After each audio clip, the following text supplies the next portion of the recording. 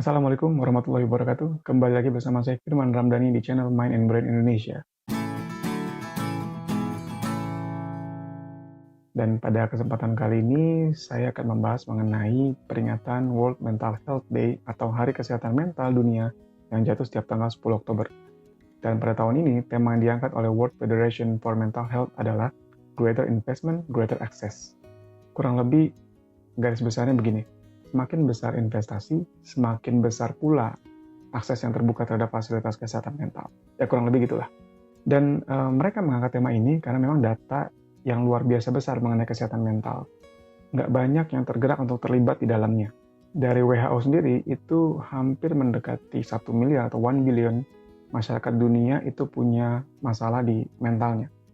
Bahkan di tahun lalu, di World Mental Health Day tahun 2019, tema yang diangkat adalah tentang bunuh diri, dan mereka menganalogikan setiap 40 detik ada satu orang meninggal karena bunuh diri. Jadi luar biasa banget datanya ya. Belum lagi masalah pandemi tahun ini. Pastinya akan lebih banyak orang yang terimbas di kesehatan mentalnya. WHO, WFMH, dan berbagai organisasi lainnya itu sebenarnya mendorong untuk peningkatan investasi, utamanya dari negara ya, dan mungkin dari beberapa perusahaan besar. Karena dari data mereka, rata-rata negara hanya membelanjakan sekitar 2% dari alokasi dana kesehatan mereka untuk kesehatan mental. Jadi kecil banget. Kalau di Indonesia sendiri saya kurang begitu tahu. Kalau teman-teman punya datanya, monggo silahkan di komen ya. Tapi pada kesempatan kali ini saya nggak mau ngebahas mengenai investasi itu. Apalagi yang kaitannya dengan pemerintah ya. Saya ingin membahas mengenai bagaimana kita menginvestasikan kesehatan mental kita, diri sendiri nih, untuk di masa depan. Dan pertama-tama mungkin kita bahas dulu definisi mengenai kesehatan mental. Menurut WHO, kesehatan mental adalah keadaan well-being di mana individu itu menyadari berbagai potensi dirinya, dapat menghadapi normal stress of life, produktif, dan juga bisa berkontribusi pada komunitas atau lingkungannya.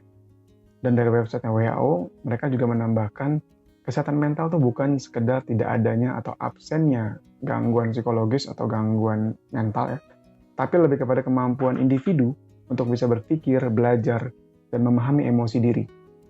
Dan juga bagaimana memahami reaksi dari orang lain. Kesehatan mental juga merupakan kondisi yang seimbang, baik di dalam diri maupun di luar diri ya, dengan lingkungan.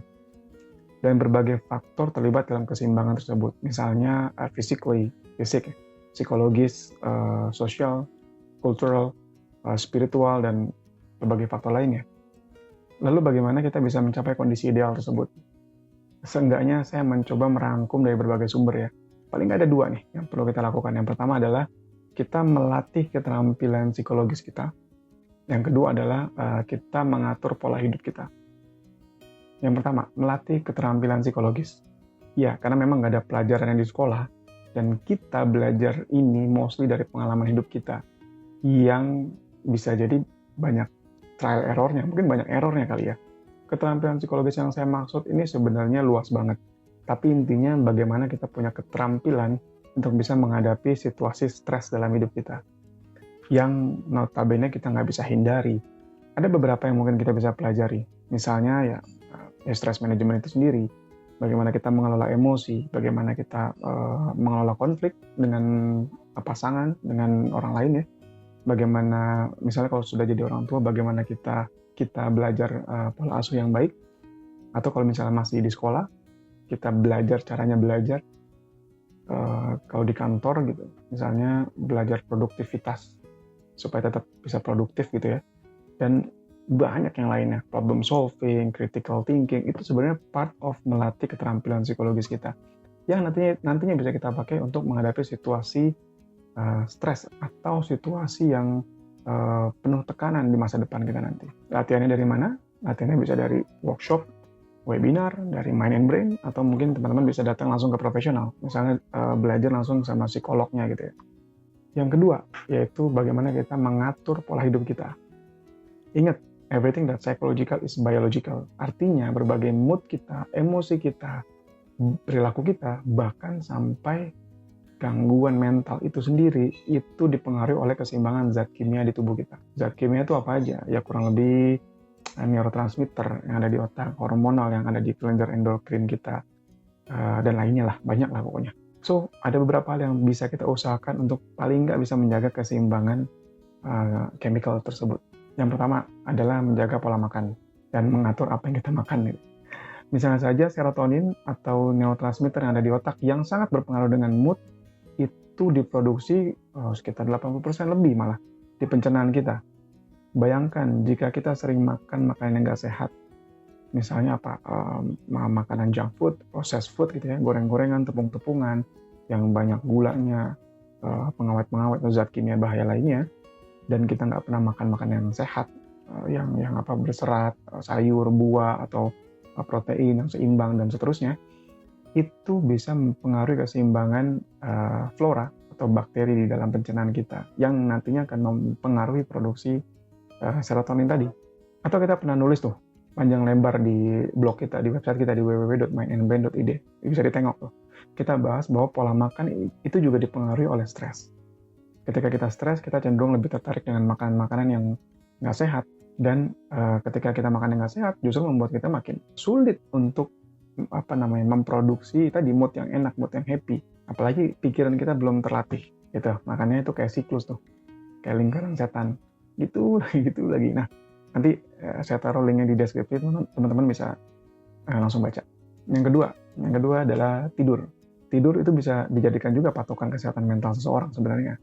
Bisa jadi kita akan banyak tidur atau disebut hypersomnia atau justru susah tidur atau kita kenal dengan insomnia.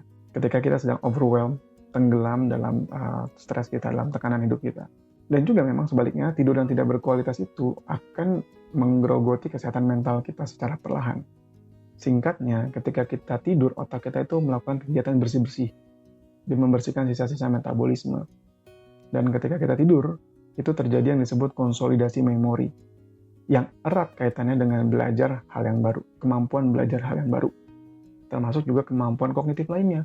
Misalnya konsentrasi, pengambilan keputusan, dan berbagai macamnya lah. Itu sangat dipengaruhi oleh kualitas tidur kita. Sedangkan kontrol emosi itu sangat dipengaruhi oleh kemampuan kognisi tadi. Pastinya akan ada hubungannya dengan emosi tadi. Ya kita coba aja. Kita bayangin kita tidur sore aja nih, asal kita tidur, kita bangun, mood kita nggak enak. Kita bayangin kalau tidur kita itu terganggu dalam secara kronis gitu ya. Pasti akan sangat mempengaruhi kesehatan mental kita. Oke, yang terakhir adalah olahraga. Di masa pandemi ini justru banyak dari kita ini menomorsekiankan olahraga. Biasanya karena kita punya banyak syarat nih. Mulai dari tempatnya harus di Senayan, harus CFD, harus di mana ya, di Ragunan misalnya, atau yang lainnya gitu ya. Yang sebenarnya selama pandemi ini ditutup kan tempatnya. Atau misalnya syarat kita dari partner, harus sama sahabat kita, kalau lari harus sama pacar, harus sama tim geng lah gitu. Ya kan susah sekarang juga. Teman-teman coba sebutin deh syarat-syarat kalian yang membuat kalian akhirnya membatasi diri untuk berolahraga itu apa aja. Padahal sebenarnya olahraga nggak serumit itu kan. Bisa aja kita olahraga di rumah sendiri. Cari yang praktis, yang sederhana aja. Misalnya gerakan-gerakan yang kardio gitu kali ya. Kan banyak tuh ya di apps juga ada ya. Jumping jack. Atau mungkin punya skipping, lari di tempat. Atau mungkin kalau bisa jogging lah. Jogging kan bisa pagi-pagi gitu. Habis sholat subuh masih sepi gitu kan bisa ya. Dan kita tahu betul olahraga itu bisa mensekresi endorfin yang kita sering sebut feeling good chemical. Dan olahraga juga bisa menurunkan kadar kortisol atau hormon stres kita. Termasuk juga meningkatkan molekul BDNF namanya. Brain Derived Neurotrophic Factor yang dapat mempengaruhi kesehatan si neuron atau sel saraf di otak kita. Dan kita tahu betul sel saraf di otak kita yang sehat itu efeknya luar biasa sama kesehatan kita, baik secara fisik maupun mental. So, kurang lebih itulah rangkuman sedikit dari bagaimana kita menginvestasikan kesehatan mental kita di masa depan. Ingat, jangan pernah ragu menginvestasikan tenaga kita, energi kita untuk belajar, termasuk mungkin biaya kita untuk kesehatan mental kita di masa depan. Atau misalnya teman-teman sudah punya keluarga, itu juga diajak ya, supaya kita semua sama-sama sehat gitu ya, sehat mental utamanya. Karena menurut WHO juga nih, nggak ada kesehatan fisik yang sejati tanpa kesehatan mental. Oke. Sekian dari saya, semoga bermanfaat. Jangan lupa like and comment, dan juga yang penting di-share sebaik-banyaknya. Semoga manfaatnya tersebar kemana-mana. Jangan lupa tunggu terus episode berikutnya dari kita. Wassalamualaikum warahmatullahi wabarakatuh.